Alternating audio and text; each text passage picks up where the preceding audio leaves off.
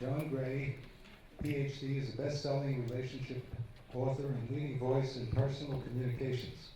He's the author of 17 books, including New York Times #1 bestseller book of the last decade, Men Are From Mars, Women Are From Venus. His 17 books have sold over 50 million copies in 50 different languages around the world. He's a leading internationally recognized expert in the fields of communication and relationships. His unique focus is assisting men and women in understanding, respecting, and appreciating their differences. And his advice can be easily used to improve relationships at home and in the workplace. For more than 35 years, he has conducted public and private seminars for thousands of participants in his highly acclaimed books, videos, and transformational seminars. John entertains and inspires the audience with practical communication techniques. His purpose is to create a world where men and women understand, respect, and appreciate, and ultimately work together. I think that's enough for now. I give you John Gray.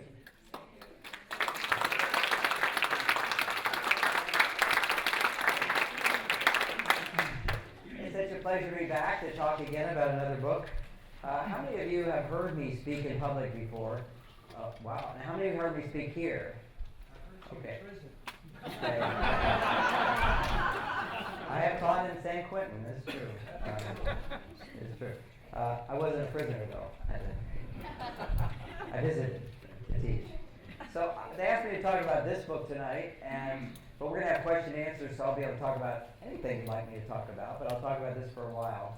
This is a very exciting book for me. It's called Venus on Fire, Mars on Ice. And I remember I was trying to come up with the title for this book, and I'd be at parties, and women would say, what's your next book? I said, Venus on Fire. They go, wow, that's an empowerment, Venus on Power.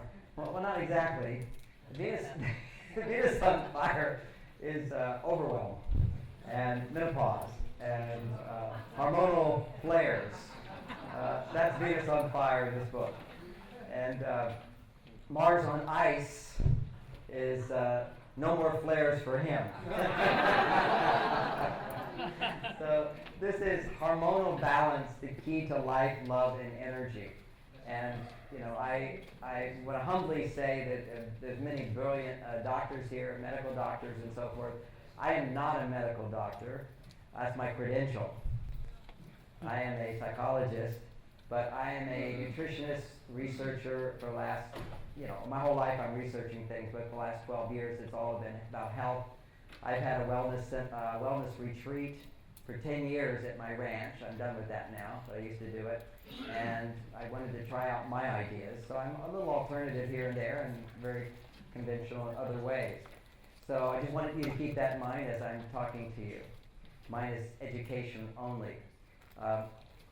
First of all, when I talk about hormonal balance, what I see is today, Suzanne Summers has done such great work in terms of helping people learn about alternative health, and she's very committed to that, and I like her very much, and she's very pretty. All of those things. And I'm not a big fan of recommending taking hormones. I believe that most of the menopausal problems that are happening today, certainly that women are having, have to do with some of our environmental pollutants, but also due to just simply taking birth control. Birth control is a huge amount of estrogen going into your body. Never in history, have people done this. You're interfering with being a woman. This is just to me insanity. But what we have is, we all went through it, whatever. Fortunately, our bodies are amazing and they can heal from it. My focus is, and I hear women all the time swear by their hormones. They take their hormones. Suzanne Summers says it changed my life and I'll never be without them. And that's fine. And she'll never be without her doctor prescribing it to her and testing her for it and so forth. And we hope down the line that there won't be side effects. I teach sometimes a class at Stanford with a woman who did the big study on hormones, and she had to stop the big study on hormones because the risk of cancer was doubling for women. Doesn't mean lots of women were getting cancer, but they know the risk factors that women were having. They were doubling, and they went way up with as far as dementia and Alzheimer's. Again, we just see we're being inundated by estrogen. And then you say, what about all these problems men are having? They didn't take birth control. Correct.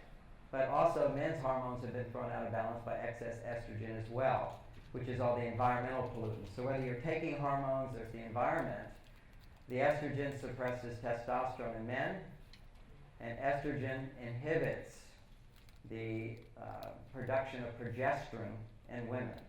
So John Lee did a lot of tours a while back to keep telling everybody, forget about all this estrogen supplementation. I mean, you don't need that. At menopause, your adrenal can make enough estrogen. If you go to indigenous cultures, you'll see that women go through menopause about 80 years old, but they don't have hot flashes. They don't want to kill their husbands. None of that stuff happens. There's no Venus on fire. And there's no Mars on ice. Men's testosterone levels can stay steady from 20 years old all the way to 100 years old. Men are having babies at 100 years old. As opposed to American men who have sex every day, almost every day, emphasis on every day, I almost have sex.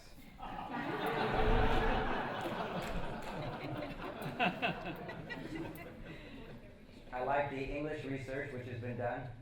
The English have done lots of big studies showing that men who have sex 3 times a week live 10 years longer.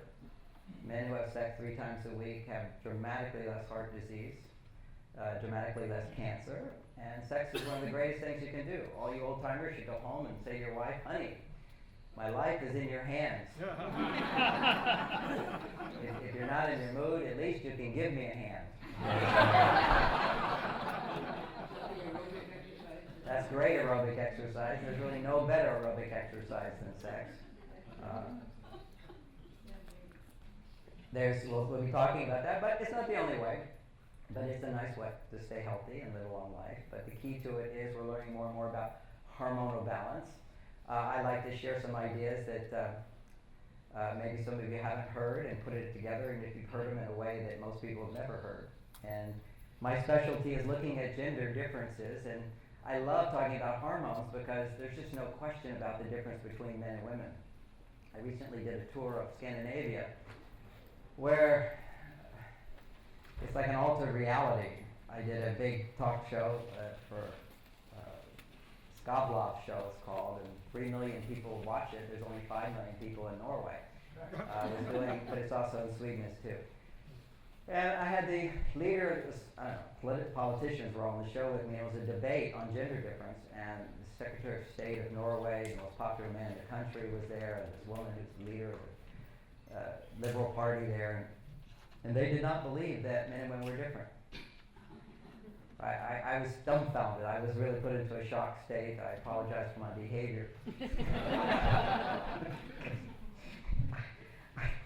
It was just shocking to me. Certain things could knock you over.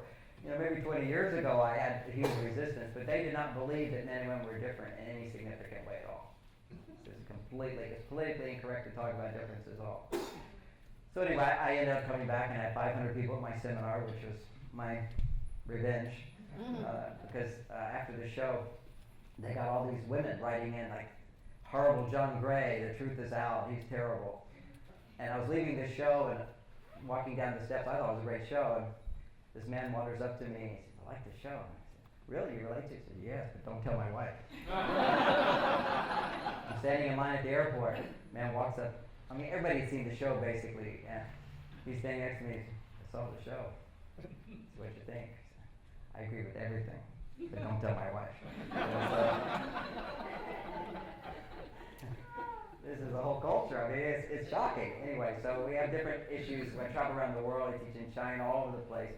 Gender is a big issue today. And what I see, although it's different in different cultures, what is happening universally is women are becoming more like men, men are becoming more like women. And when I say men are becoming more like women, there's a lot of pressure to become like women because women have certain expectations to be happy. But men are biologically designed to want to please the woman. Okay, we just want to make the woman happy. When women are not biologically designed to make men happy. Women are biologically designed to pick the man she believes will make her happy. It's a huge difference. If we look at, as a marriage counselor, and I've been doing this over 35 years as a marriage counselor, when men want a divorce, it's almost always the same reason. no matter what I say, no matter what I do, it's not enough to make her happy. I'm living with an unhappy woman. And when women want a divorce, they say, I give, and I get nothing back to make me happy. So you get that same dynamic. Women by nature give.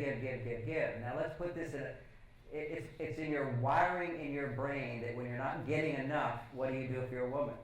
You give more. If you're stressed out in your life, what do you do if you're a woman? You give more.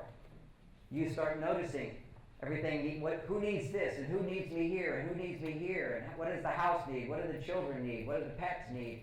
Women go out when they're under stress. And now that's pretty curious, because whenever women come to me in counseling and they're stressed, why are they stressed?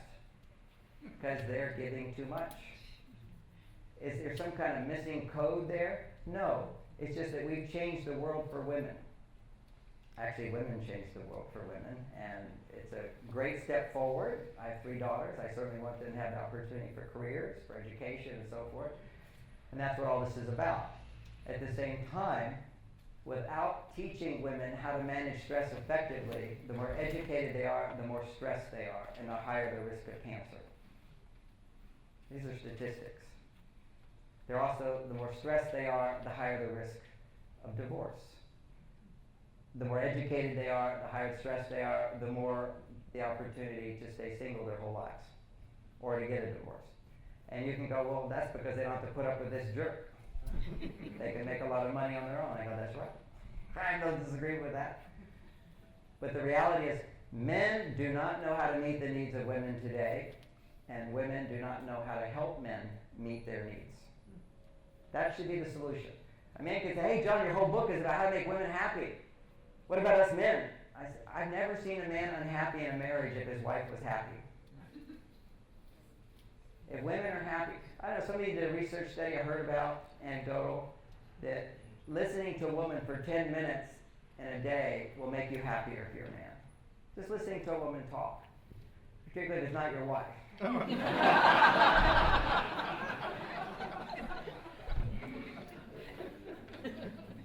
And we all laugh at that because we got the experience. If a woman's talking about problems in her life, a man goes, not my fault, not my fault, not my fault. When your wife starts talking about problems in her life, guy goes, she's blaming me, she's blaming me, she's blaming me. It's really hard for a guy who really is designed and wanting to make her happy. When she's not unhappy, he takes it personally, which is a neurosis we men have, but granted, we should just know that's what happens. The positive side of that tendency is it's really easy to motivate men to make you happy once you understand some of these dynamics about men, even if they're a little neurotic. But one of them is we take credit for anything that makes you happy. As long as it's not another man. So if I take my wife to the movies and she happens to love that movie, already more oxygen's getting to my cells. I'm feeling quite alive. I'm feeling like, yes, she likes the movie. I wrote that movie. I take credit for it. I produced that movie. I directed it. I chose that movie. Even if she chose it, well, I decided we should go. I drove the car. I bought the tickets. Whatever it is, he will take credit for it. So this is when a woman is happy, a man is feeling very, very happy. He'll take credit for it. The downside of that is when she's not happy, he tends to take credit for that and feels blamed or that he feels defeated. He doesn't understand. One of my principles I teach in the book, which is tough message for men to get, is that although they like it, it's just to really get it. There's nothing you can do to ever make a woman happy. So just absorb that, and of course, well, that's great. Of course, he makes a woman happy, and women want to be men. That's why they're with this guy. He has the potential to make me happy. Yes, that's true. But what men have to get is you can't make a woman happy. All you can do is make her happier. And that's why women need men today, is to become happier, not to be happy. But when a woman looks to a man to be happy, it's failure. Because you cannot make a woman happy. You can make her happier. You can make her happy for a short period of time, to be realistic. But it's not even you that does it. Yeah, this is where we have to get into brain chemicals. All a woman has to do is imagine you can make her happy, and you don't have to do anything, and she's suddenly happy. I have 3 daughters, when they're mating with boys, the whole process. He called. They're so happy that a guy calls. That's all he had to do. He hasn't done anything except call. And he doesn't say much and have a big conversation about what did it mean. It could have meant this, it could have meant that, it could have this, it could have been. There's this whole big world going on about the meaning of things. So this is the beginning of a relationship. He didn't do anything, and it made her happy. Of course women are attracted to men. He goes, okay, I did that. I didn't have to do anything. That's like a great job. And in the dating process, men do the little stuff. You open a door, you go, ooh, he has manners. This is great. You're all delighted, He pays the check, maybe. Still, some guys do that. I encourage it, but some guys are afraid to. What do you think? You can buy me or something? I think of all kinds of responses today of women being the guy. Instead of there's a place for men and women to, in a sense, nurture their femininity and their masculinity. That's what romance is. It's an opportunity to say, all right, let's play this role. I'll be the man, and you be the woman. Granted, you're a cardiologist, and you do heart surgery, or you're not a combat woman. I won't put her in this category. What we found is combat women all come back and get a divorce. It's just too masculine. People hate me for this. But I got the statistics. The Army hired me to fly into all the big brass were all there. And what is our big problem? Everybody's coming home getting divorced. Then every woman who comes back from combat gets a divorce. You can't put women in that environment. They become men. And when you're a man yourself, and that's the extreme version of woman becoming a man. Moderate version of woman is a man. What I hear, and I see many of you are a little bit older generation than the younger generation I hear a lot from. But we go younger, this is the crisis they have. They go, I can support myself. I got more muscles than the guys. I can protect myself. I can get a lawyer if I need it. So what do I need for money? I can earn my own living. What do I need a man for? Killing spiders. And killing spiders, somebody said. Well, wait, I just had a woman who's a construction boss, and there was a spider in my office, and she killed it before I could even move. The lady was so fast. There's women that can do it all. So if you're a can-do, I can do it all woman, which is the younger they go, the more they're being trained this way, what do you need a man for? Well, there's some anatomy. Did somebody say anatomy? Yeah. But you're over 40 and you're saying anatomy. These women, they can do it themselves. They watch it on Oprah. You get your vibrator. What do I need a man for? It's not the same. I agree it's not the same, but they don't know that. They don't know that. They don't even get the guy to come into their life. How do you get a guy to come into your life? He's like a little bee, goes for the honey. And what is the honey that men are looking for? Femininity. Femininity. If a man is around a woman who's in touch with her femininity, what does he feel? More masculine. And this is what men are needing more than anything, is to feel masculine. And what is masculine? It's so hard to define. We'll define them tonight. And what is femininity? That's what I talk about in this book. So, chapter 1. Venus on fire, Mars on ice. Why? What happened? What happened that women are so overwhelmed? That men tend to lose their libido, they lose their drive, they lose their motivation. They don't have excitement about, I'm here to achieve this goal. I've been there, I've done it, I didn't do it, can't do it. It's over. The excitement, the imagination is done. This is Mars on ice. And Venus on fire is not happy. Overwhelmed. No time. So what happened is there's a hormonal imbalance. And from one point of view, I'll explain it. There's many points of view to explain it. But here we have to understand our basics of how we regulate stress. So in simple terms, what happened is our stress levels went up in our lives. There's a study that was done, a big mass study that was done, and showed that women today, on average, not everybody, but on average, women's cortisol levels. That's the stress hormone. Who's familiar with cortisol, the stress hormone? Yeah, that's right. So you actually can't get cancer unless you have stress. Okay? You can't get heart disease unless you have stress. Stress is linked to all of these conditions. And women's stress levels today, on average, are twice as high as men's. A woman in the workplace, you test her stress levels. They're twice as high as the men in that job. Now, that woman comes home and that man comes home, whether they're single or married, the woman's stress level now jumps again. 4 times higher than a man at work is women's stress levels at home. And this is measurable stuff. And this is the new state that women are experiencing. It used to be that women were happier than men on a scale like this. Now they're less happy than men. Women's estimated length of lifespan is getting shorter and shorter. Men is still shorter, but that's because we do all these kind of crazy accidents. But as far as sicknesses, women are now rising up. There are more women getting heart attacks than men.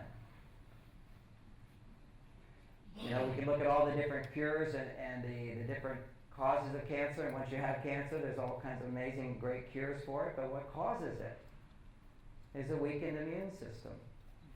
What weakens your immune system is when your cortisol levels are chronically elevated. You can look at your immune system's function under a microscope by taking a drop of blood. If you were to get a speeding ticket, which for anybody is like a big stressor, right?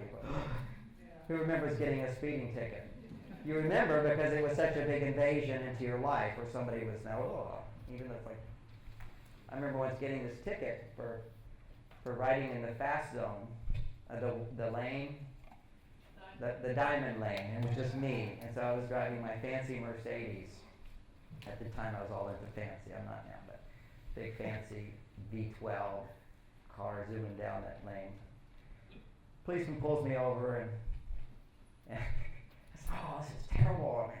I had to get to the dentist. I had to start giving all my reasons. He says, stop. This is only a parking ticket. This doesn't even go as a violation. I go, yeah, but still, $271. He says, in this car, you're not supposed to matter. Think about it. Okay. So that was the least stressful of all. But there's a violation. I've done something bad. The authority figure comes in. But the point being is that when you have a sudden shock to your system, you go and you test your blood, you'll have no white blood cells, which is your killer cells. Your immune system is not putting out the white blood cells. And generally what you'll notice is a week later, after having a big shock, you'll get a cold or a flu. What the cold and flu is actually your immune system waking back up, and all those little white blood cells are like, wait, all these infections have been growing throughout the body all this time, and now your body's attacking all the infections and you have a cold and a flu.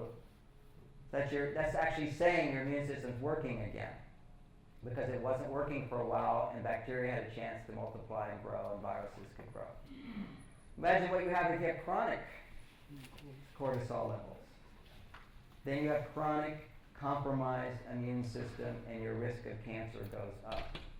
So sometimes when I speak at A4M and some medical doctors, I always start out by saying, you know, we have all these great reasons for people's sickness and great solutions for it, great all this. But you know the number one factor that determines your health and your longevity is happy marriage. Number one factor of all the tests and everything, if you're happily married, not married, happily married. And generally speaking, happily married couples are having regular sex, but it doesn't necessarily have to be a qualification there, but generally speaking. And so what we want to do is not necessarily say we have to be happily married, because some people have decided, been there, done it. Not going to happen again. Fine. But know what are the hormones of a happy marriage, and learn how to generate those hormones rather than take those hormones. What happens when you take hormones is you get to feel good without earning it.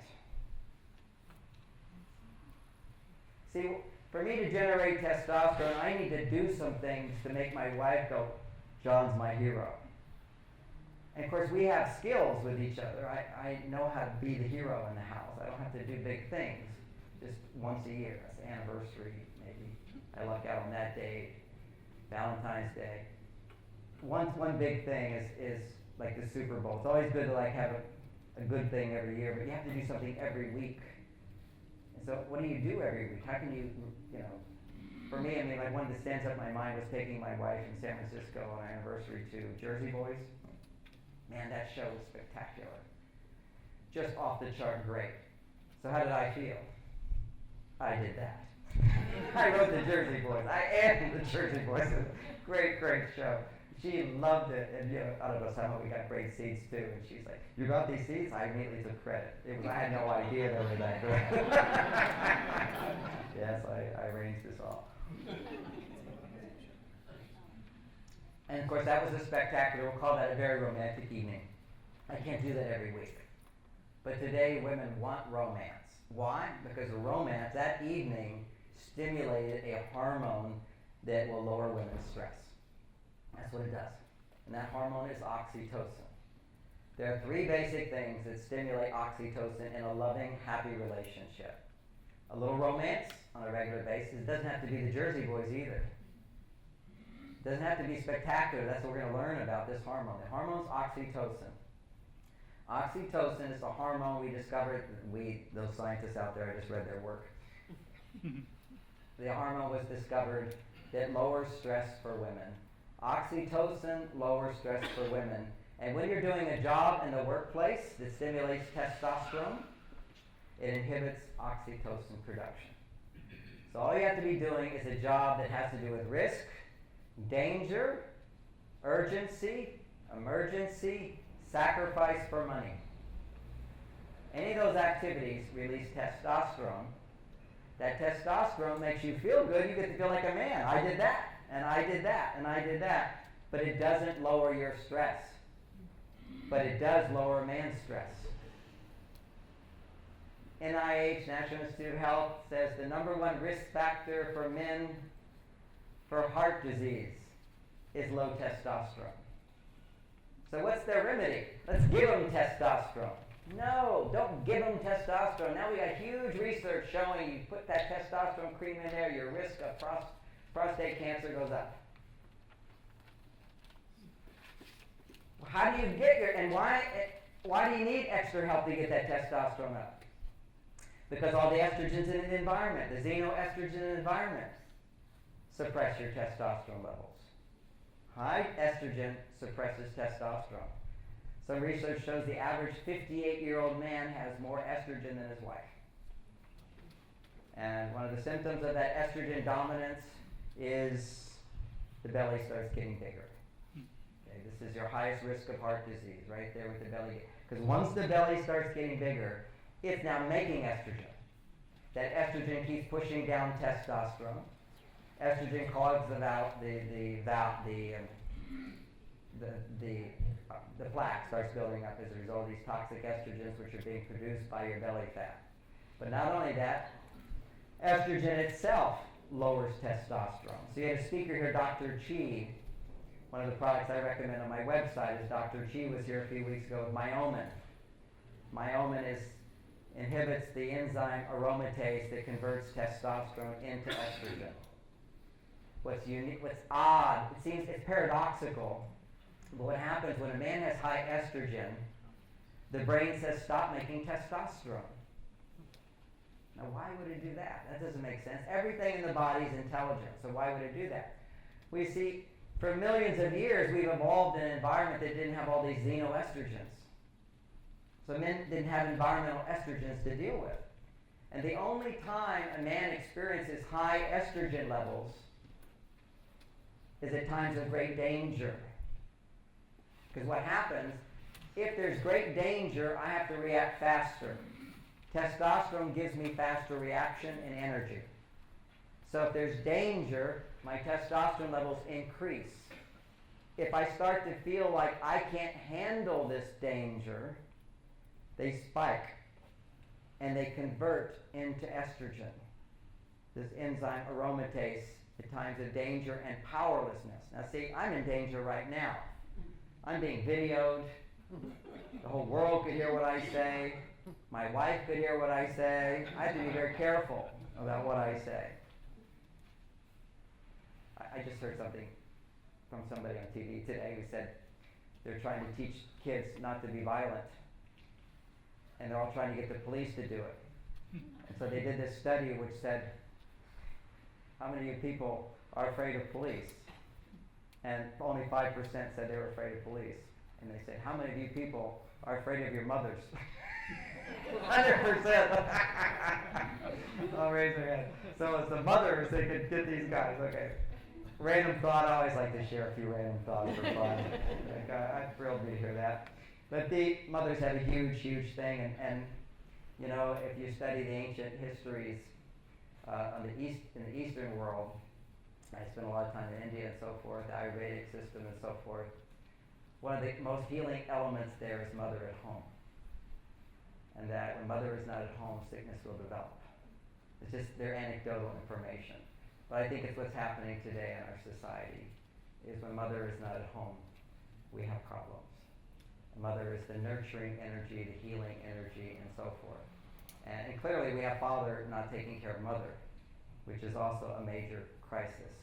And when you see these things hormonally, then it all really starts, you know, you take it out of the psychology and the belief system, just look at our basic hormones. When mother is at home, oxytocin is produced.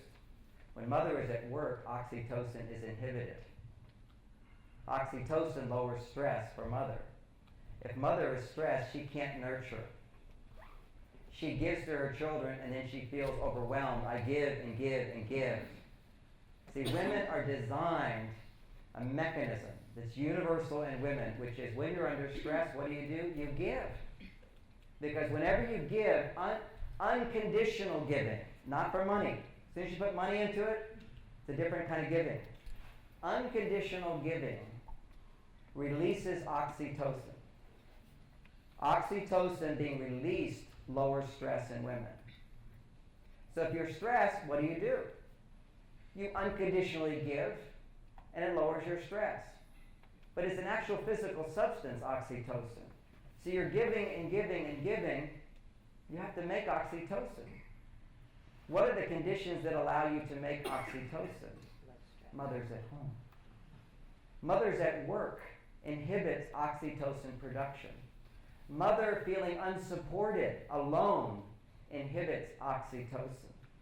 So if you have a mother at home today, she's still alone. See, it used to be mothers at home was a tribe of women. When I go to indigenous cultures in the morning, they have to do the laundry. They all go down to the river together. They're never alone. They're babysitting each other's kids. One of the biggest sources of stress for modern women today, I'll just playfully say this, is the washing machine. The washing machine and all the commercials promises to give us more time to enjoy our lives. Did the washing machine give anybody more time to enjoy their lives?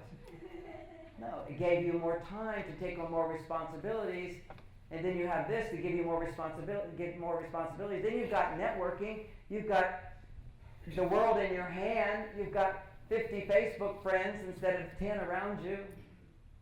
And by the way, looking at your friends on Facebook doesn't produce oxytocin. It's an illusion. It's like men thinking they have a relationship having sex with a girl on the computer screen. Pornography is an illusion of intimacy. It weakens the soul. It empties our being. Women have digital communities. It's pornography of the female side. I'm not against them, and I'm not against pornography, but don't go there for your health. It's having real people, real situations. You need sugar for your house, or you need flour, you've got somebody to go ask for them. You walk over to their house, get a little exercise, and you get it. This world is no longer available to women today. So we have to adapt. That's the only problem, is we haven't learned how to adapt. And the insight tonight helps us to get clarity in moving into that direction of adaptation. And of course, when is oxytocin released the most for a stress reducer? Climax, sexual climax. Women can't have orgasm without oxytocin. So after a while, as women's oxytocin levels are dropping, they're never in the mood. Their body doesn't even lubricate. And then the body starts experiencing vaginal dryness. So if she did have sex, it's painful. And women certainly don't want to tell their husbands that. When I found out, it was like, well, I don't want to cause pain at a time when I want to cause pleasure. That can stop everything. Fortunately, there's easy remedies to this. One easy remedy is put estradiol in your vagina. Now you're taking hormones again. Took me the longest time to find a natural remedy. Aloe vera. 3 weeks. Aloe vera in the vagina, and you got a 20-year-old vagina. God's gift. Who discovered that? I did.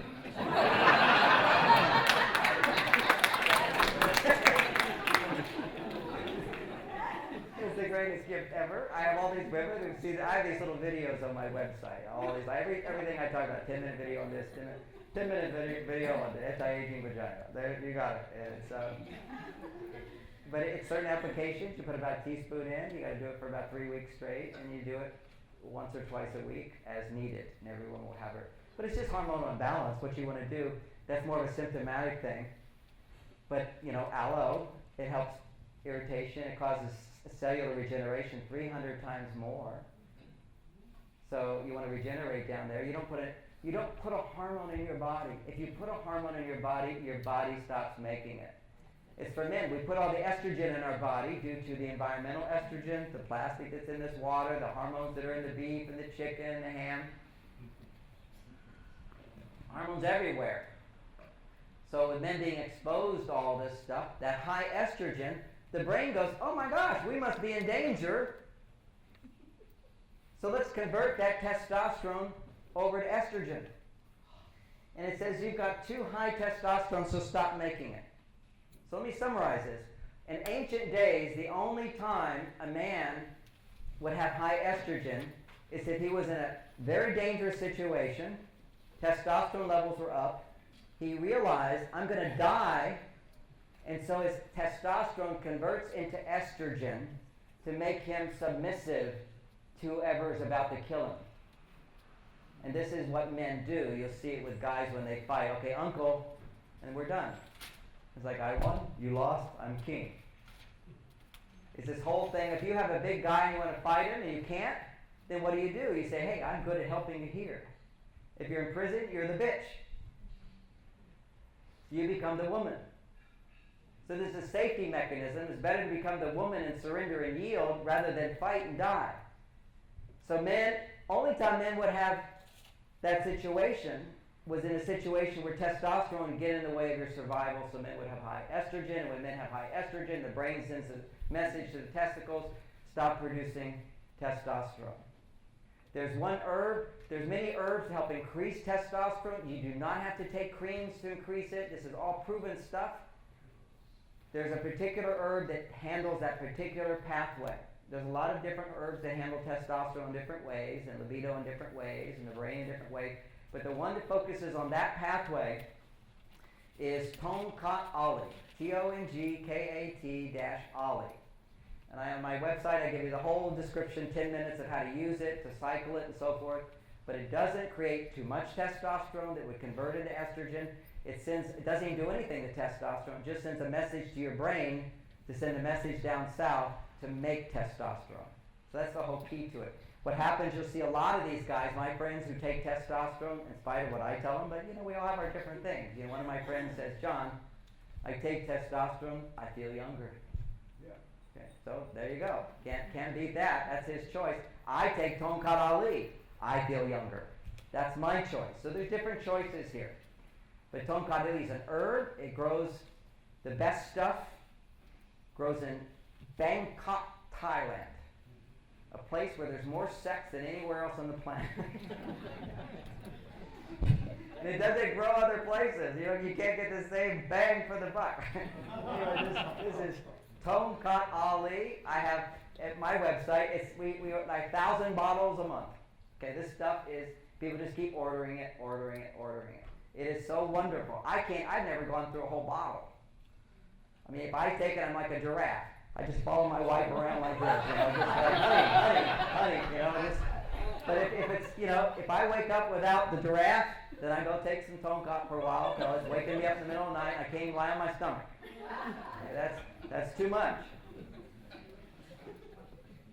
It's an amazing thing. And who knows? Who knows this stuff? And who knows the quality? That's another thing. And somebody wrote me a letter because I do carry it at the store, and he said, your Tonkaroli's not real. He didn't know where mine came from, but he gave me a list of 80 different companies, and you know how they do it. Theirs is fake, and they put something else in, and this is real. I don't know what to believe with it, but I tested around. Some gave me headaches, some didn't work at all, some gave me a fever. The stuff that I have works. So when I say Tonkaroli, I don't know for sure that it's going to work unless you get the right quality, but it's certainly something good to experiment with if you're a man. And in my opinion, way, way better than taking testosterone. Because you listen to Dr. Cheese talk, he might have told you that men who take testosterone have much higher risk of prostate cancer. And one of his products, which I recommend to people as well, have at my store, is Myomin. And you have to, it's on their list of talks, Dr. Cheese talk. It's a brilliant talk. It's his best product. He's got like 50 products or something. But Myomin is some Chinese herbs that inhibit the conversion of testosterone into estrogen. So this is like amazing to help boost men's testosterone, but also to keep their estrogen levels down. Because it's this aromatase enzyme that converts testosterone to estrogen. So, you know, I recommend for men Tonkaroli and Myomin. And what they do, he's got testimonials of people, tremendous amount of documentation, this guy. You know, he's just like, you know, what is it? People who just never stop working, workaholic to the nth degree, you know. Which, by the way, teaching in China, that is the Chinese person. They just work. And they're stressed out of their minds. It's just, and their marriages are suffering tremendously. And actually, they have no sex education to add to it. One of my courses there, I spent a day and a half explaining how to have sex. And of course, I can do that to American audience as well, but they were like stone-faced silent.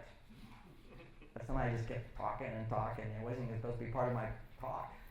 But I tend to intuitively respond to what needs to be said. At least I think so. And the belief system I live in. And so I'm sitting there after talking about sex all day long with everybody not reacting at all. And I was having a dinner with the VIPs, and I said to the leader, I said, so, how did my talk on sex go over?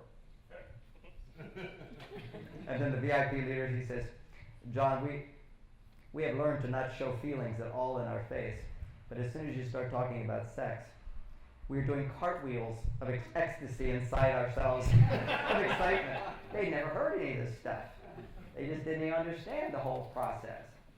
And, you know, and by the way, I always like to just toss in when I talk about sex, because about half the male population has premature ejaculation. And premature ejaculation means that you're always like worried about, you know, they got all these techniques, the squeeze technique and the pause technique. The healthiest thing you can do for your body is the movement of pelvic thrust. Okay, good 10 minutes of pelvic thrust is like amazing for the body. And most guys are 50% done. Okay, so, I have processes. I teach how to give a woman an orgasm first. Then it doesn't matter how long. But for his own health, he needs a good 10 minutes of pelvic thrusting. So, and also, as women get older, have babies, it gets bigger down there. And, everybody wants to feel the sensation. All your nerves are going down there, so you need to feel the sensation. It's completely invigorating to all the nerves in your body. So tight vagina is like gold. So do you have a cure for that, Dr. Gray? Yes. The aloe vera actually rebuilds the thickness of it and rebuilds the blood flow to it and helps it to lubricate again and takes away any pain because of that. Because if the skin gets really thin, it tears and it can hurt. So anyway, that's one thing. But here's the other side. Mother Nature did this one. If a woman, most guys don't know this, and some women don't even know this, is that after a woman has an orgasm, when a woman has a real orgasm, what happens is the vagina bowls up like this. I mean, for a brief moment you go, are we in or are we not? Okay, so that's that. It will just completely bowl up. There's nothing she can, and then it will clamp down. Tight. If it happens, if you leave it in there just at the right time, you can't get out. You get stuck. That's not in my book, okay?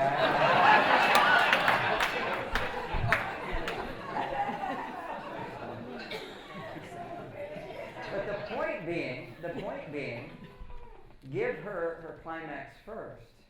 Then her vagina clamps, and when you come in, whoa, you really feel it, and she really feels it too. So you have to be very gentle. This is like big stimulation here. Whoa, big guy here. For a little guy like me, you can be a king, okay? So, understanding physiology. So, sometimes guys are like in a hurry, they're all excited, so you just stimulate him for a while. He notices when his climax is coming, he says, okay, put her hands back, and now it's time for her to practice receiving. And remember, the thing women have most challenge with today is receiving. Because when you're under stress, what do? You give. Just relax and receive and let your awareness go down. Takes a while. Men, you have to realize this is like 10 minutes before she knows she has a clitoris. So you get a little pillow, you go down south, you camp out, you look at the clock. I mean, who knew I was going to give this talk? But somebody wants to hear it, I tell you. We have Chinese people here. Oh, King up, can I get some more water? Do we have more water? Do we have more water over there? Very thoughtful of you to give me this water. Anyway, got a little off the subject there. But, besides Tonkat Ali for sex drive, Tonkat Ali, it restores testosterone levels for a man. Thank you very much. There's nothing healthier for a man than testosterone levels. Testosterone lowers his stress. Testosterone is the hormone. Men have to make 30 times more than a woman. And at the end of the day, this was a paradox for me because we know that to make muscles, it's testosterone that makes muscles. So you get these big muscle builders, they're big testosterone guys. And then I'm looking through all of the muscle magazines and online muscle stuff for years. This is 25 years ago, so it was magazines, wasn't online. And why do they all have libido ads? These are like 25-year-old guys, and they need libido pills? I don't need a libido pill. Just give me 2 legs that I'm ready to go. I'm just like, where can I get it all the time? 25-year-old guy needing libido pills? What is this about? Well, what it's about is, and I learned this because one of my clients in Australia was one of these big bodybuilders and everything, and he had, was counseling on his relationship, and he couldn't get it up in his relationship. After a few times, there's nothing. And what is it? I'm going, what is it? These bodybuilders can't get it up. What's the big deal? Well, I asked him to have his testosterone levels checked, and there were 0. 0. Now, how could a big bodybuilder like that have 0 testosterone? Because he used all of his testosterone up making the muscles. It's the testosterone, it is the juice, but too much muscle can deplete you because you use it all up for that. But one of the most important things I learned from the bodybuilders is how do you make sure that you don't run out of testosterone so you can build big muscles. The most important thing in bodybuilding for men who build big muscles, so they have to have more testosterone to build those big muscles, is you use your muscles to the full extent. You use up all your testosterone, and then you recover. It's called take a nap. It's rest. It's recovery time. It's in the recovery time that men rebuild their testosterone. So when men run low in testosterone, what does our brain say to do? Take a nap, lie on the couch, relax. But if we don't use it all up, then it doesn't work. So when you retire, your brain goes, okay, I can just hang out. No, that will raise your stress. You actually have to use up your testosterone to rebuild your testosterone. So there's a cycle here. You have to use it up. And what uses it up? Risk, danger, hard work, sacrifice, selflessness for a noble cause are major testosterone releasers. So the insurance companies know, and now these are averages, not everybody in this room, of course, but the insurance companies basically point out that within 1 year of retirement for a man, he will have his first heart attack. Now, 15 years ago, before they had all the technology to keep us alive, the statistics were 3 years after retirement, the average male will die. Now we can keep them alive, but quality of life can go down and down and down, which is, this is a different group. And if you've had heart attacks, you're here, and you're teaching your body, you're getting the nutrition and the support you need to counteract that. But on a behavior level, there's nothing more powerful than work for a man. As soon as men stop working, they die. There has to be, I have promised, come on in. I have promised to show up at a certain time. And if I don't show up at that time, somebody is going to suffer because of my neglect. That's what keeps a man alive. See, women, you don't need that. You already know everybody's suffering and you have to help them. You're out there giving. Men don't have that. Men have to have a motivating factor, something that make them rise up and go, I said I'd do it, so I'm going to do it. Because if you just go, what do I feel like doing today? You're going to feel like doing whatever it takes to die. You're going to go down. Masculinity is what I have to do to achieve some desirable goal. What do I have to do? Femininity is what would I like to do? And what else would I like to do? What do I enjoy doing? What do I love doing? This is what rebuilds your oxytocin. Is when you put yourself in situations where there's no sacrifice and you're a princess. And you kind of go, well, Grandma would look at me like selfish. I said, Grandma lived in another time where women's lifestyle was promoting oxytocin all day long. The number one inhibitor of oxytocin in women today is being in a hurry. Whenever you are in a hurry, what are you saying to yourself? I have to do this. I have to do that. I listen to my wife sometimes, just the languaging. Oh, I have to have lunch with so-and-so, and then we have to go on a walk, and then I have to get my massage. So you have to do all these things. Oh, my goodness. What a rough life. But it is a rough life because she has to do these things. If she feels, it's the feeling, I have to do it. It's like a disease, whether you even have to do it or not. You're a woman, and all the other women are feeling it. It's kind of like women living together. Their menstrual cycle goes into harmony to sync. They're all just stressed out together. You feel guilty not being stressed. I'm just having fun with that. Okay? But there is this rhythm of life which has been lost. Go to an indigenous culture. The women are never in a hurry. Well, I was on African safari with my wife, photographic safari, and they had the women were doing hard work during the day. It's not about work, hard work, easy work. It was time. And they had the women, they were digging some kind of ditch and some plumbing thing, and some guy was just standing there directing. Whenever possible, guys will not move. This is just our nature, because to rebuild our testosterone, what do we have to do? Relax. And this guy's going shopping with his wife. Where's the couch?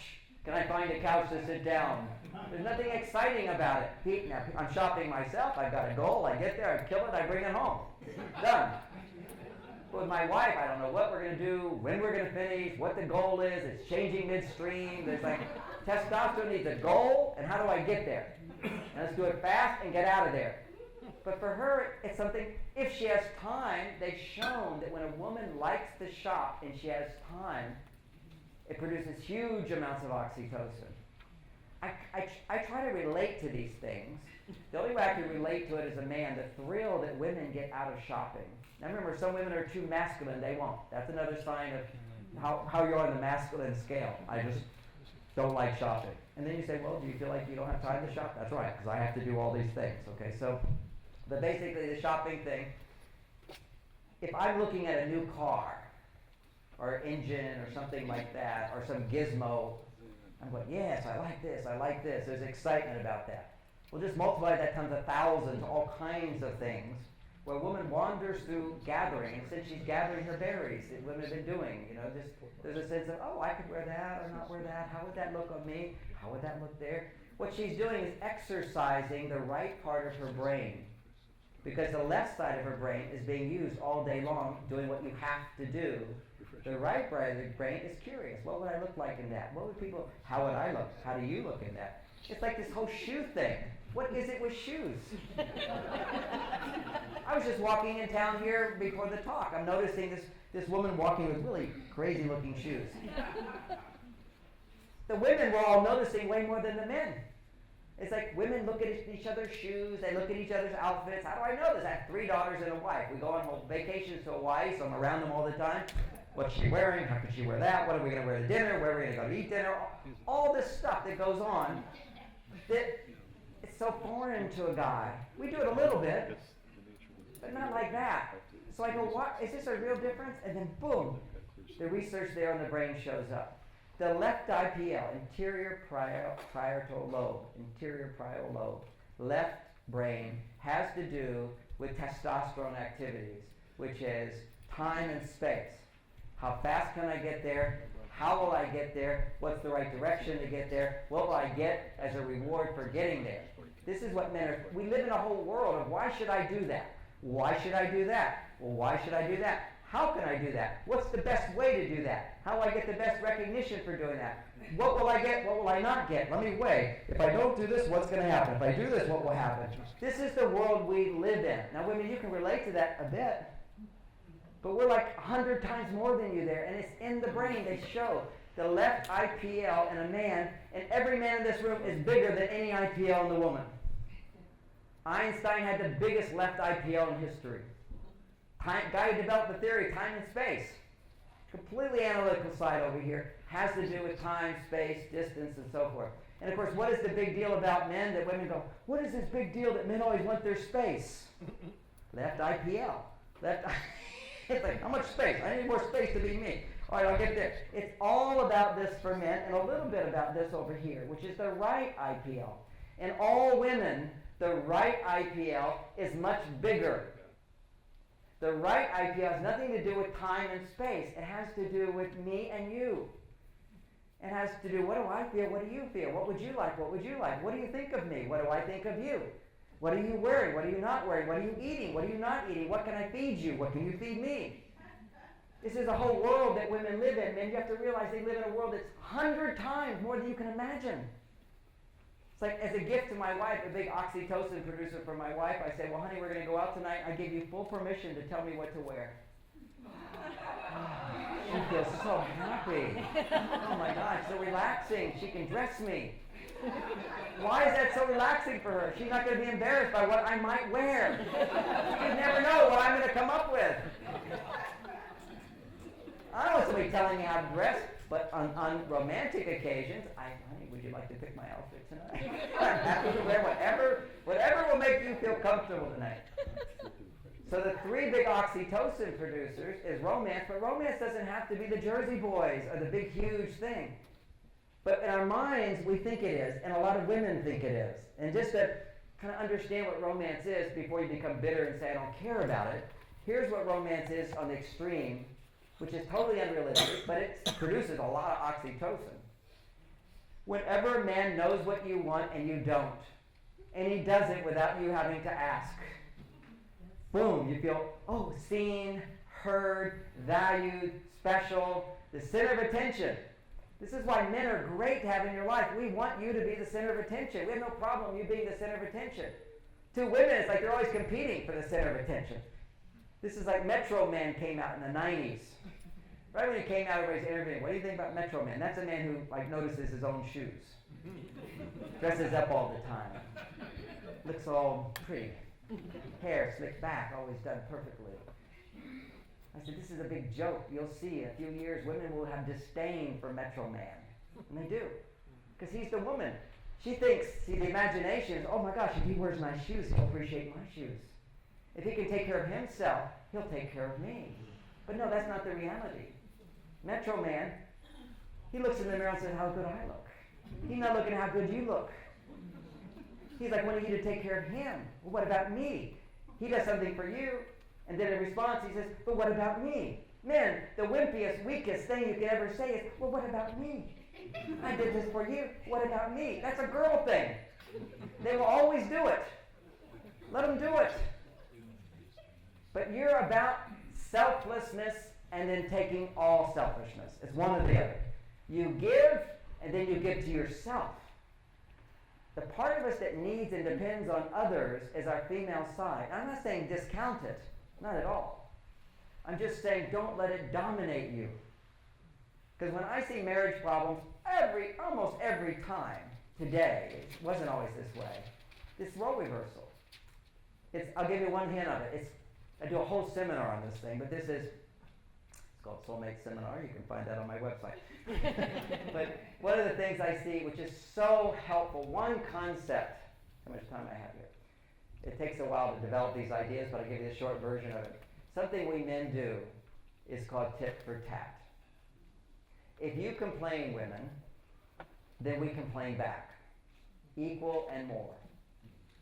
Then we feel justified in it. This is the stupidest thing you can ever do, men. It doesn't serve you at all, and it doesn't serve her at all. So I can give a big theory about this and explain it, but I'll just tell the story when I learned it. So I'm like a paid professional listener. Okay, this is women pay me lots of money just to nod my head. I understand. Ask very intuitive questions that bring out thoughts and feelings. So I have culture disability. I'm well paid for this thing, and I'm married, and I have the same wife that every guy has, who says you're not listening. Yeah. They all say it. Anyway. One day, I decided, my wife said, we need to talk. I said, okay, I'm going to pull up from my reserves all my superhuman listening skills that are impossible, but I developed them, okay? This is my superpower. And I listened to her for a full hour. And I used all my skills, reflective listening. So it sounds like you're saying this, is that right? She says, no. Oh, well, explain it to me. Oh, I see now. Let me try saying it again, so I want to make sure I really understand. And I was really understanding. And I went through this whole thing, and I said, is there anything more? Well, yes, there's this. And she'd go on. This went on. I'm looking at the clock. Well, how could somebody go on complaining for a whole hour without any resistance from me at all? Just support, support, support. Now, later on, I asked her how she could go on like that. And she said, well, I thought it was like the sun and the moon were conjunct in some bizarre way that my husband had learned to listen. So, she'd take opportunity to do it. But so here she is, she's sharing. I'm being a really wonderful listener. And at the end, like any man, however, as I've developed doing this, there's another part of me that's going, yes, she says that, but she did this. She complains about me, but that's not even true. I said this and this. So I'm like a lawyer over there, behind the scene, keeping track of every comment she's made with my rebuttal. How many men can relate to that little rebuttal inside of us? We got it going in there. We're smart if we never talk about it. Okay, that's the thing.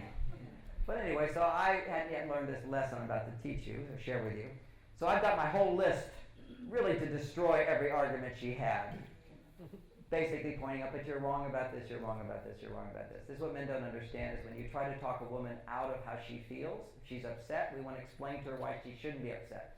It's the worst thing you can ever do. It's one of those times where you're trying to make her happy, and nothing will make her happy except you doing nothing. Just let her talk.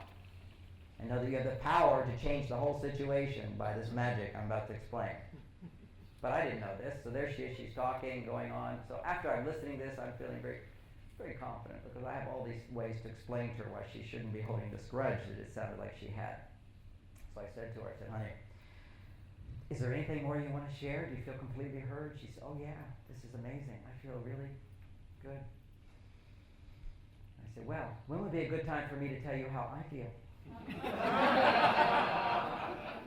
And for she'd been married to me for many years, so she says,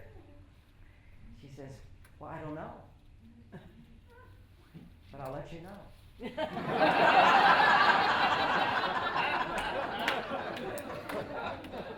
I'm like stunned. I would do all that. I don't get my rebuttal. I'm like, wait a second. What about this equal sharing thing here? What equality?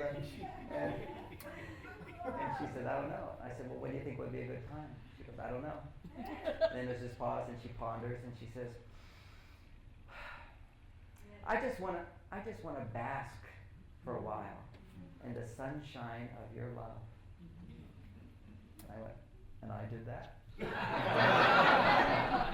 So I would say my frustration, which was back here, went down about 20%. And curiosity, like, wow, that actually worked. I mean, she had all these complaints. She seemed so unhappy. See, so man, when a woman's unhappy, down in this part of the brain back here, unhappy woman means you'll never have sex again, the race will die. This is a major stress, major danger. Testosterone now converts into estrogen, and now you become a girl, and you want to share all your problems. I'll just repeat that one. This is how men become feminized. Is when men feel powerless. If there's danger and a man doesn't know what to do, his testosterone converts into estrogen, and that's where men become whiny, complaining, making those lists, having that tit for tat, and they're unhappy, and they're moody, and they're dark. All that stuff comes from men converting their testosterone into estrogen, which is what men do when they feel in danger and they don't know what to do. See, it's a big difference between there's danger and I know what to do. Like I mentioned, being right here and this being on the internet, that's danger, but I know what to do. So I'm calm, relaxed, cool. All my testosterone is right there.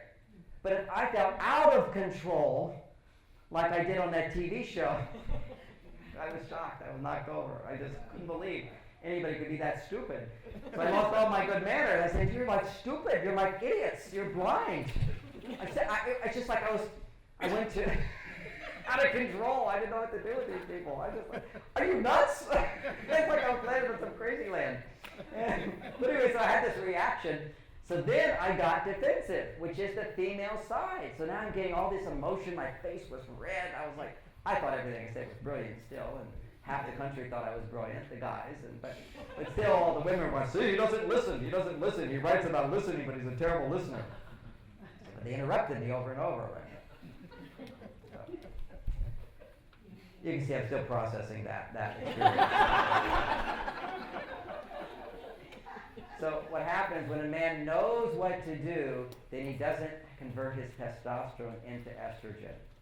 So what you can realize, men, is when you don't respond with tit for tat, this is wisdom, this is skill. You know just what to do, because she's going to walk away going, gosh, I thought he was going to get all defensive. I thought he was going to get all upset. I thought he was going to be mad at me. I thought he was going to complain. He didn't do any of that. He took time to listen to me.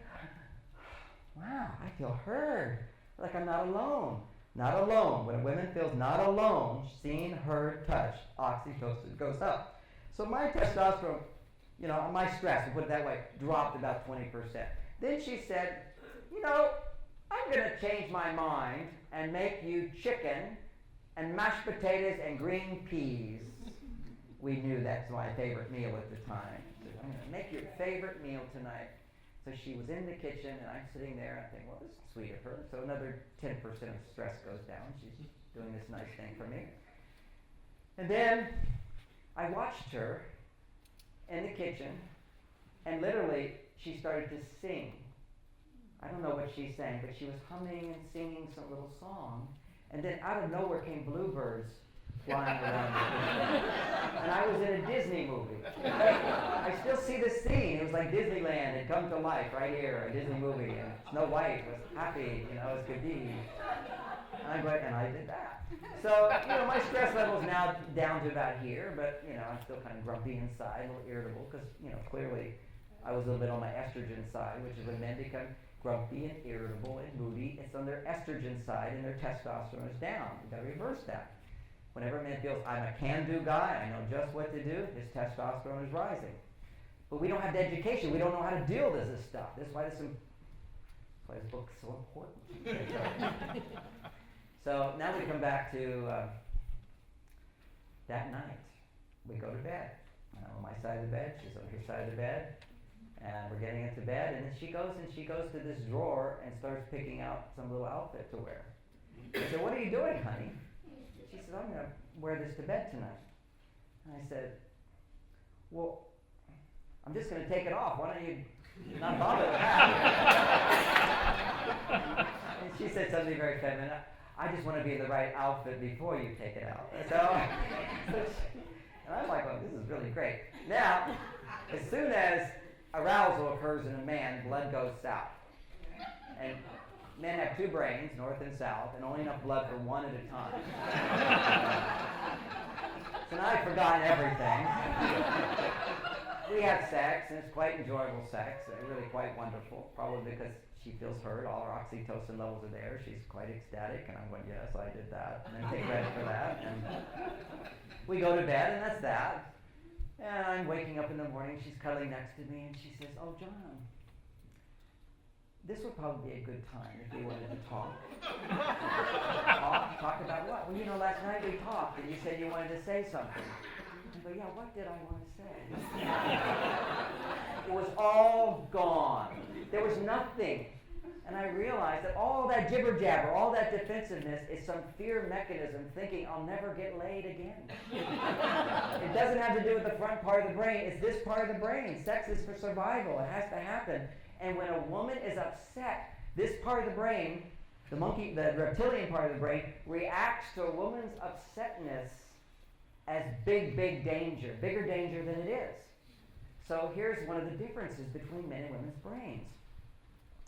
And if you look at history, historically, women always knew you never get upset at a man. Because men get very defensive. Because men can't interpret an upset woman correctly. Now, with my message, they can learn to do this. Okay, so I have big courses that teach men how to do this, to correctly interpret a woman's emotions. Because her brain has emotions differently than our brain. So here's how this would look. On a brain scan, under moderate stress, there's eight times more blood flow to the emotional part of the brain in a woman. 8 times more. Now, heaven forbid, 20 years ago I said women are more emotional than men. They were shooting me for that. So I figured out linguistics. I said women have stronger emotions than men. But they actually they're designed to have these stronger emotions than men. But then we know men can be emotional too, but in a different circumstance. High stress, men will have strong emotions. For women, moderate stress, women have strong emotions. So this is bizarre. This means that when she has her moderate stress emotional reactions to things, when he sees her, he hears that from his own reference point of when he would have those strong emotions, and he only has those strong emotions when there's danger that he can't do something about. Lions, tigers, and bears, and they're bigger than him, and he has no weapons, so now he's in danger. That's the only time men have strong emotions, is when they feel in danger and powerless to solve the problem. I've been in a tiger's cage with a tiger trainer showing me how to do it. There was some anxiety for sure, but it was feeling like trust. And you walk around, he for sure had no fear at all. Complete danger. He taught me, you just carry the meat. As long as you got the meat, they're like kitty cats in your hand. But don't let go of their meat. You got to feed them. You come a little bit here, a little bit here. But the idea there is you can be in danger if you know what you're doing. My example from my life is driving my car fast when I used to. I don't anymore. I wasted gas. I don't need it. I'm happy just driving. But if you're driving fast, there's a point where every man can tell you're feeling good driving, and then there's a point, a speed amount, where suddenly it becomes anxiety. What's happening at that moment, more brain differences here, is as soon as you're feeling, okay, I'm in danger, but I know how to drive, I've got a good car, everything is safe, you produce huge amounts of dopamine and testosterone. Okay, this is like great stuff, but not too much.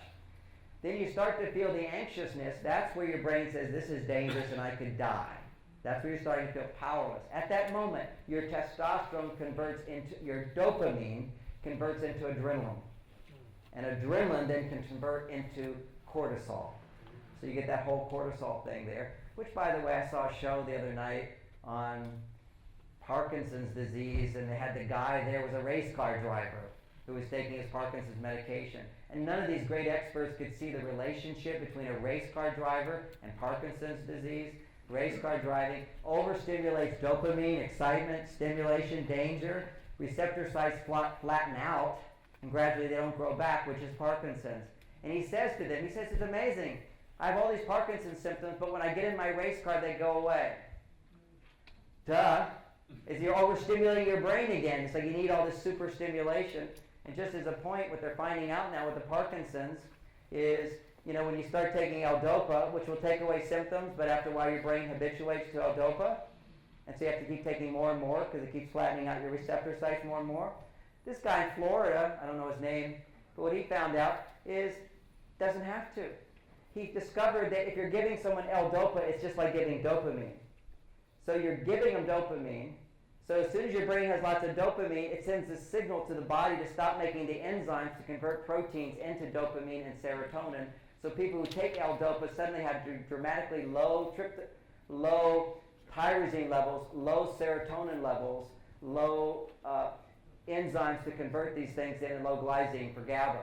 So by taking the drug, in a sense, the body says, oh, well, we don't need to make it, and then all the mechanisms to make it go down, and that's why the brain habituates, and it doesn't have to habituate. So we can give them just L-DOPA along with tyrosine, along with 5-HTP for serotonin, and the same thing works for kids with ADD. It's the same problem. That's my next book is on ADD. If there's questions when we end, I can answer some questions on that. But it's just simply giving kids these and our next speaker, what's her name? Our next week's speaker, Julia Ross. She's been doing it for years, just giving tyrosine, 5-HTP, some amino acids. Kids with ADD, boom, gone. And who would have known that this would also do with Parkinson's? So again, it's like learning the right supplements is so key. Another one for ADD and for any man, I consider all men ADD. Period. I mean, think about it as a marriage counselor, all the men that come in, what's the wife's biggest complaint? He doesn't listen. Because she starts talking, he gets bored really fast. He gets tired really fast. These are the symptoms of ADD. Kids listening in class, they got bored, tired, I can't listen anymore. Give them a ball to throw and suddenly they're alive again. What happens in males is males have a much greater vulnerability to ADD because of our muscle mass. The muscles absorb the amino acids that make dopamine. Simple as that. When you're under stress, your body's taking all the amino acids into your muscles and it doesn't go into your brain to make the dopamine. I mean, it's just like biology. I mean, it's like right there, and our society is so out of balance, we're not getting the right nutrition. So another remedy for ADD that's been proven to be just as good as Ritalin and Adderall, just as good but with no side effects. What you know is Ritalin and Adderall have serious side effects. It is a crime that they have all these shows on TV saying there's no side effects. They're Class B narcotics by the FDA. They all have those side effects. I watched an Oz show on ADD drugs saying 1 million more women this year started taking ADD drugs to lose weight and have energy. They're just speed. They're methamphetamines.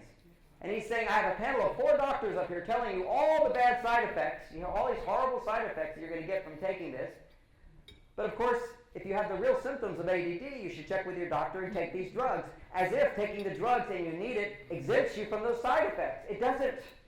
You still get those side effects whether you have ADD or not. And what were the 4 symptoms he talked about, which are ADD symptoms, but they're kind of really, they were losing your keys, procrastinating, and not finishing things. I mean, who doesn't have that as you're getting older, right? But the reality is we need more dopamine in our brains. And so there's some of the research, besides taking the tyrosine, 500 milligrams a day, at 3 times a day for Parkinson's, and 50 milligrams of 5-HTP that converts into serotonin, 3 grams of glycine, or was it cysteine? I think it's cysteine. And so that was the condition for that. But for ADD, for kids, they're just giving 50 milligrams and 500 milligrams a day of tyrosine. ADD symptoms going away or lessening. She'll talk all about her research. She's brilliant. She lives in my town. So I'll take credit for her. She's a brilliant lady. But another piece of research that they found in Italy and in Europe that was having the same benefits as these drugs without any side effects is grapeseed extract. Grapeseed extract is a miracle brain food. They're taking like 300 for adults, 300 milligrams of grapeseed twice a day with twice as much vitamin C. And you get those 2 things together, and you have an anti-inflammatory for the brain. For the brain. Because this is where all ADD, all compulsive disorder, all anxiety disorder, all serotonin depression disorders, all that has to do with inflammation in our brain. And there's something amazing about pine bark and grapeseed extract and OCPs, they're a whole category of nutrients, that will cross the blood-brain barrier and activate the vitamin C that you took in the brain to last 50 times longer. So now you have this complete antioxidant, anti-inflammatory in your brain. And I'll be going along when I'm reading, and sometimes I'll be reading and I have to realize I didn't read anything. Okay, let me read that paragraph again. The way I look at it is lack of comprehension is ADD. You can't fully comprehend. And I just go take some grapeseed extract and vitamin C, and I just go right back and start absorbing the material again. Now there's another symptom of ADD, which I want to mention, because one of my friends wrote one of the first books on ADD 20 years ago. He's studied it all.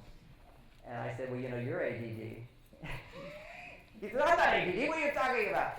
Because he's not the hyper-distracted type, he's the hyper-focused type. See, that's also ADD. Hyper anything is ADD. Hyper-focused. And I didn't tell him that right away, but I said, yes, you are. He did on his own. He says, I have so much focus, I can think about something, and my wife can be talking to me at the same time, and I hear nothing from her. That's ADD. What are you talking about? You can't even shift your attention. You're so stuck here. So this is another symptom that men have, is they get stuck on one thing. They can't shift gears. And if women don't understand that, I'll be sitting at the computer, my wife will come in, and she said, oh, there's this bill, John. What was this for? I was doing important research. I'm solving problems in the world. I can't look at that. I don't say all that, but that's what's going on inside of me. I'm trying to breathe, relax. Okay. If I give her my attention now, this will produce lots of oxytocin in her because she'll realize she's not alone and she's more important than the computer.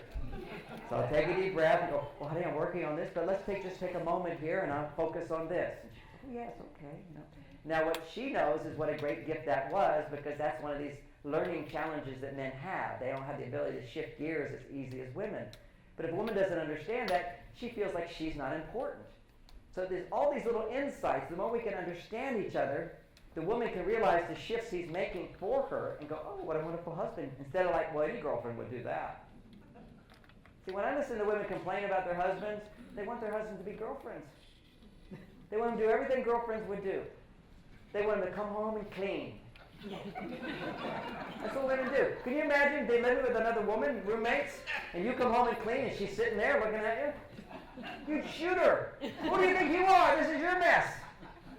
Whereas you think that my dad, when he came home, he was a good provider for the family. He came home, he'd sit down. My mother was like, he's alive. I'm glad. Women, this is like in your genes. You have this amazing ability to be happy about little things. That's that limbic system that stimulates so easy, negatively or positively. And for millions of years, men would go off on hunts. And if a man came home alive, what were you? Happy as can be. This is like one of the key things. Always be happy that he's alive. He's moving to the bathroom. Yay, my husband's alive. Now, what's not in this book, what's not in my talk, is, this is like a whole new lesson. How do you motivate men to do more things for you without sounding like you're complaining? How do you become a master as a woman of coming back to your femininity to be receptive to draw him in? Any message that he's a failure pushes him away. But any message that you want more can often sound like he's a failure and he didn't do it right. So after a while, and anytime you ask a man to do something, he forgets. Did you know who has more memory space in their brain? Men or women? Women have twice as much. This is physiology. Twice as big. Hippocampus in a woman is twice as big. Under stress becomes 8 times more activated. When she's stressed, she remembers every mistake you've ever made. But when she's not stressed, she remembers every good thing you've ever done. It's just get her stress levels down. And, I haven't gone into a whole big chapter, this is blood sugar. One of the differences between men and women with blood sugar is that when a woman is hungry, her blood sugar drops all the way. Death. Literally. She has no warning. Only warning, she says, all right, let's look for a restaurant. Guy figures, well, once we get to our goal, we'll look around. We're going to get there, got to kill the animal, then we'll eat. So men can postpone it. Women don't have that design. As soon as they hint that they're hungry, their blood sugar has crashed. And if their blood sugar crashes, to keep her from dying, her cortisol levels double. They shoot up. Blood flow goes to the emotional part of the brain. She experiences temporary amnesia and forgets any good thing you ever did and remembers every mistake and looks like, who is this guy? Why am I married to this guy? And then she starts telling you all your flaws and you defend yourself. Nonsense. Feed her. Nod your head. Let her know she's not alone. And she will have more oxytocin. Her brain calms down her brain. Her serotonin gets released, calms down her brain. And she forgets she was all upset with you. And then the stupid thing men do is once she's feeling good, she says, see, you were wrong. You're upset about me about this and this and this. No, she's in a good mood. She's in a good mood. Let it be there. I teach a 14-hour course just on the topic of following up on this. So please, if this rings a bell, there is follow-up. But there's all these other issues of how do you ask a man? How do you motivate a man? How do you make sure he wakes up in the morning wanting to do things for you?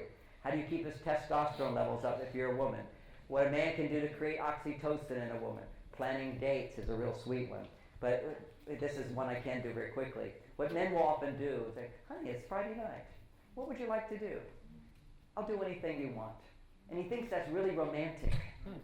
Man, that is the worst, least romantic thing you can ever do. Not that you can't do it, but don't count that as romance. Don't think that produced any oxytocin. It just caused their stress level to shoot up. Because women have the whole week planned out in their head. They've got 50 things they still have to do, and you say, what would you like to do? I'll do anything you want. He imagines, because he knows if you said to him on Friday night, honey, what would you like to do? I'm happy to do whatever you want. I'll please you. He goes, yes, that's very nice. He assumes he's doing great gift. It's not a great gift. Certainly you can do it sometimes. I do it sometimes, but I'm certainly not getting any points for it. There's no oxytocin being produced in it. The oxytocin gets produced in women when they can look forward to an occasion where they don't have to tend to everybody else, and somebody's going to tend to them, just for a few hours. So what that is, it's simply a week in advance. Let's sit down. What would you, Bonnie, like to do next week? Not what I want to do. I'm fine. A few hours, I'll do whatever. I'll stay awake no matter what it is. Because I know you're the special one. See, this is one of the hard things for women. You say, what do you want to do? I don't know, because they think, what do I want to do that he's going to want to do? But last time we did what I want to do, he wanted to do. He didn't want to do it. He fell asleep. Because most things that women want to do are oxytocin stimulators. Oxytocin stimulators suppress testosterone and make men sleepy. She doesn't want to hear his yawns in the middle of the symphony. But if he knows he's doing this job, this sacrifice for a noble cause, and she's going to be so delighted that he doesn't make any weird noises. I go to action movies with one of my buddies. I'll give you this example just to help us men see ourselves.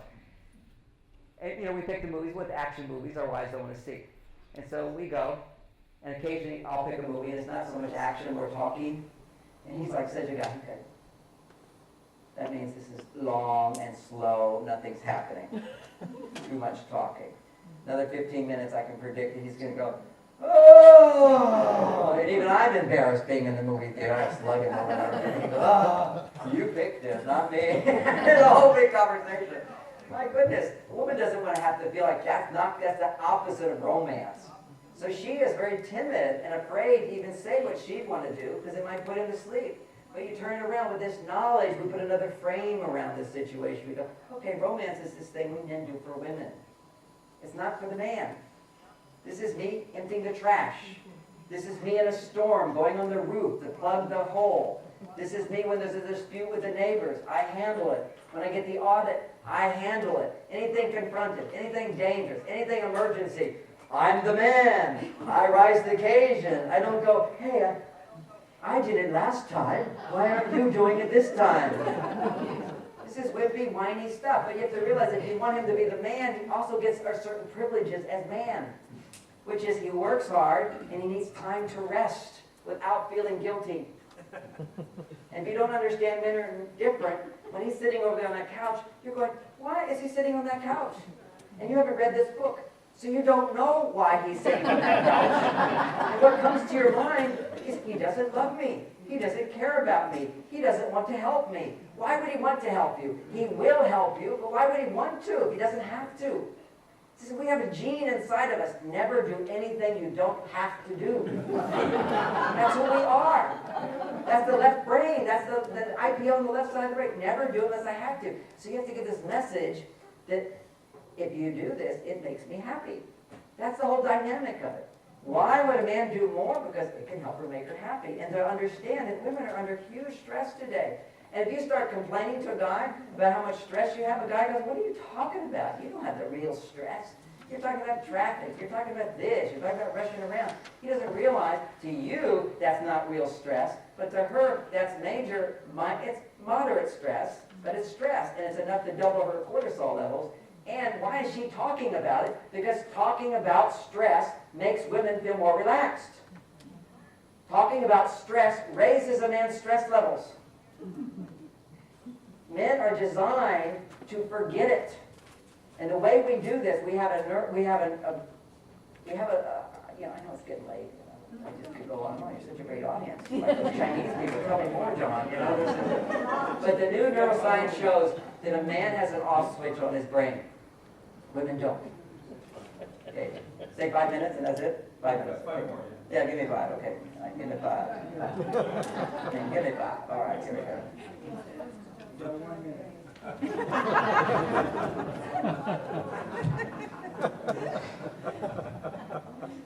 Give me 5. Where was I? On the off switch. That's a good time to stop. We actually have, when the sun sets, when the light goes down, we have a trigger. Just like darkness makes melatonin, we have a trigger that turns the man's stress center off. And we stop worrying. Women do not have that. If a woman has a fight or an argument or a stressful thing, her brain ruminates over it. Men's brains, the way we do it is we turn it off by being able to shift our attention to something else. We have the ability to do one thing at a time. You have the ability to multitask. You have 8 times more connected tissue in your brain. It's called white matter. You connect all the different parts of the brain, the thinking part, the analyzing part, the prioritizing part, the emotional part, the planning part, the listening part. You're doing it all simultaneously all the time. You have no conception of what it's like to be a man, nor does he have a conception of what it's like to have that brain. Literally, when a man's doing something, he's doing one thing at a time. He's like thinking about it. All right, what did she say? What did she mean by that? Go make her think about it. Come back up here. Oh my God, she changed the subject. Who's she talking about? And the woman goes, what do you mean? You stopped listening to me in the middle of my conversation? No. It's like this whole sensitive point. I'll be like thinking about it when my wife's saying, I say, would you say that again? Get me on the track again? What? Why should I say it again? Weren't you listening the first time? But men do this because they're like exhausted listening to a woman for a while. The emotions, got to run over there, come back. What was that emotion? What would happen if I say something? Oh my God, that would extend this more. What should I do? Come back up here, listen some more. What is she talking about now? We're just exhausting ourselves running around the brain.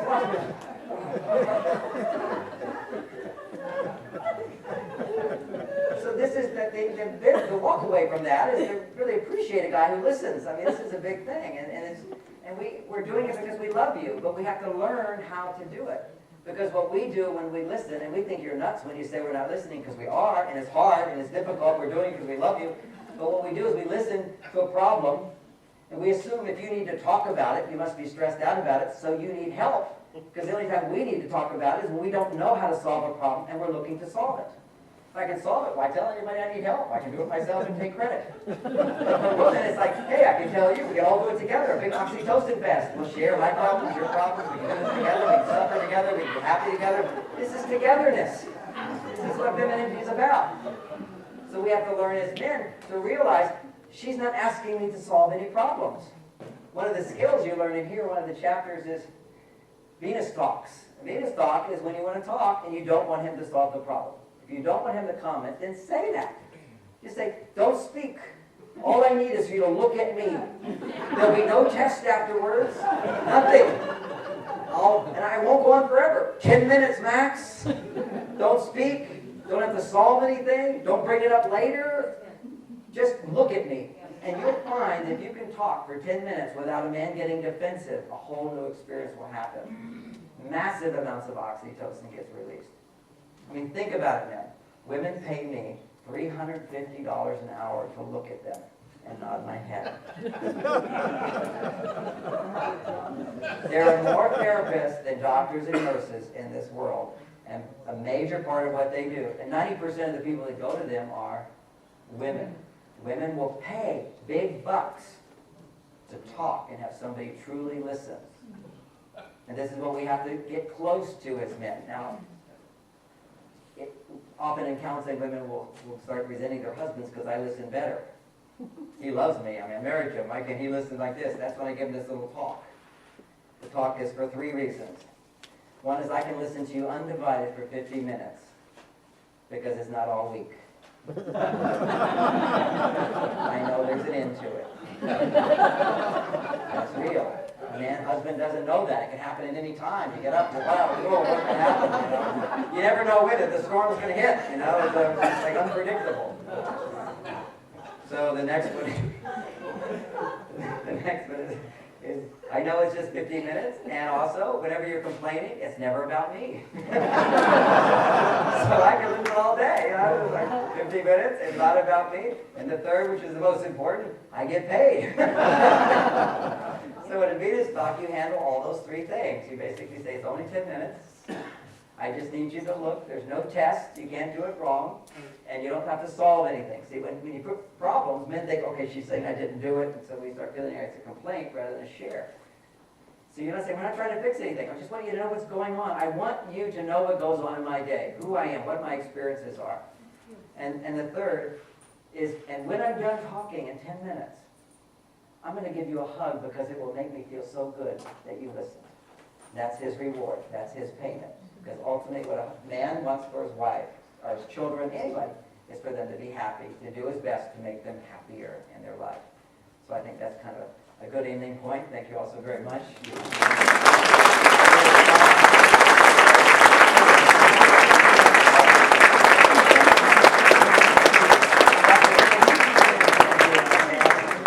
I'd like to mention that I do have longer courses available on my website. For those who just love to get more of me, it is at marsvenus.com. Also, I have little 10-minute talks on all the different supplements that I recommend for lowering stress. If I could just say one that I wanted, it's in here, but if I could have every woman take one supplement, it would be to lower their stress. And the most powerful supplement to lower stress for both men and women is lithium orotate. Now, who's heard of lithium orotate? So they know about it. This is like a magic thing. And you go on my website, marsvenus.com. I'll speak 10 minutes about lithium orotate. It's not lithium the drug. It's $14 for a 3-month supply. The only time I take it is if my wife annoys me, irritates me. My mind starts looping. I become feminine. Just take one of those. What it does, helps the brain. It's the cofactor to make serotonin. When we eat sugar, we lose lithium. When we're under stress, we use up lithium. And if you're a genius brain, you use it up faster. If you're in love, you use it up faster. So lithium is such a wonderful substance that's not understood by most people because the drug industry gives toxic lithium carbonate.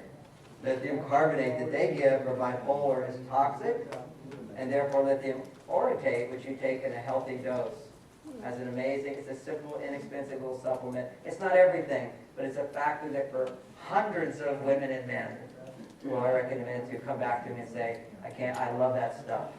So anyway, that's one little extra thing. Thanks again.